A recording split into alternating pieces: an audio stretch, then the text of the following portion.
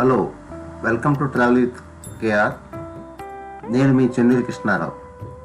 ఈరోజు మనము శ్రీదేవి భూదేవి సమేత రంగనాయక స్వామి కొలువై ఉన్న దేవాలయాన్ని మనకి అతి దగ్గరలో, అంటే సికింద్రాబాద్కి 22 కిలోమీటర్ దూరంలో, హలో అంటే మీకు ఆదిలాబాద్లో అంటే ఉప్పల్ దగ్గర ఏదో గుర్తుకొస్తుందని అనుకుంటున్నాను.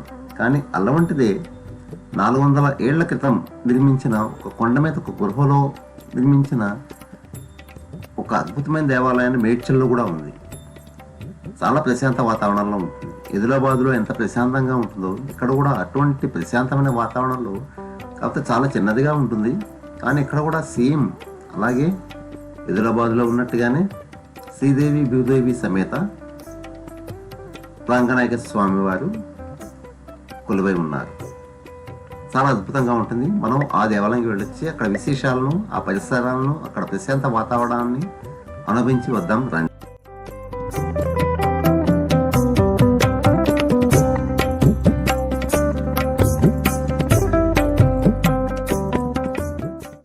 నాలుగు 400 సంవత్సరాల క్రితమే ఏర్పడిన ఈ దేవాలయంలో ప్రతి సంవత్సరం మార్చి నెలలో చివరి వారంలో కళ్యాణ వేడుకలు అద్భుతంగా నిర్వహిస్తారు. చుట్టుపక్కల గ్రామాల పరిచయలే కాకుండా మన హైదరాబాద్, సికింద్రాబాద్లో ఉన్న భక్తులు కూడా వచ్చి ఇక్కడ కోరికలు తీరాలని, తమ జీవితాలు బాగుండాలని భక్తితో ఈ దేవాలయాన్ని సందర్శిస్తారు.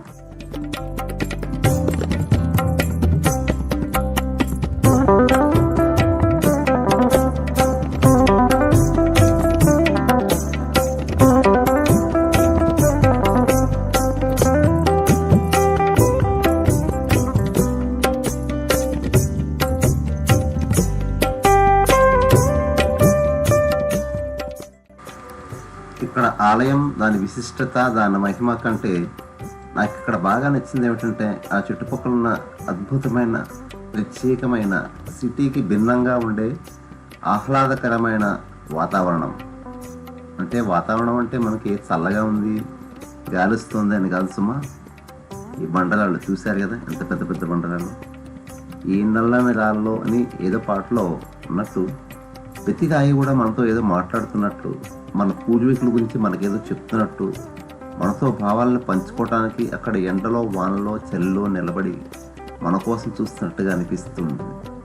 అలా అనిపించాలి. అలా అనిపించకపోతే ఇక్కడ మనం ప్రకృతిలో మమేక అవ్వలేము, ఆ అనుభూతిని పొందలేము. నాకు ఎక్కడ ఇలాంటి బండశలను చూసినా పాపం ఎవరి కోసమో చూస్తున్నట్టుగా అనిపిస్తుంది. కాసేపు వాటి పక్కన కూర్చుని, వాటిని ఆనుకుని, వాటిని భుజం మీద చేయి వేసి వాటితో కాసేపు గడపాలనిపిస్తుంది. ఎందుకంటే చెప్పలేను, అనుభూతి వేరు.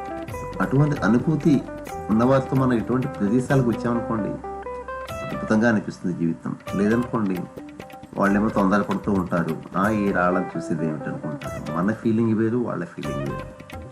ఇటువంటి ఫీలింగ్స్ ఉన్న వ్యక్తులతోనే మన ప్రయాణాలు ఎప్పుడు చేయాలి సుమా. ఏదో ఉన్నారు కదా అని చెప్పి ఇంట్లో వాళ్ళని నలుగురు పోగేసుకుని వెళ్ళి ఇటువంటి చోటుకెట్టి వాళ్ళకి ఏం నచ్చదు. ఏముంది ఇక్కడ, చిన్న గుడే కదా, చిన్న స్తంభమే కదా, పైన ఏదో గోపురం ఉంది, దాన్ని చూసేది. కానీ అలా ఎత్తి చూస్తూ ఉంటే దాన్ని అక్కడ పెట్టడానికి పడిన శ్రమ, వెనకాలన్న వ్యక్తులు, ఆ కాలం నాటి మనుషులు, ఆ వాతావరణం అన్నీ నాకు గుర్తుకొస్తూ ఉంటాయి. అందుకే నాకు ఇటువంటి ప్రదేశాలకు వెళ్ళటం చాలా ఇష్టం. ఇక్కడ ఒంటరిగా కూర్చోవడం నాకు చాలా ఇష్టం. ఒంటరిగా అంటే అర్థం చేసుకోవచ్చు, మనతో మనమే ఎప్పటికీ ఉంటాం, ఇంకెవ్వరు ఉంటాం.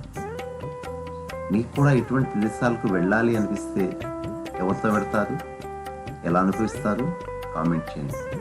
ఉంటాము, మీ కృష్ణారావు.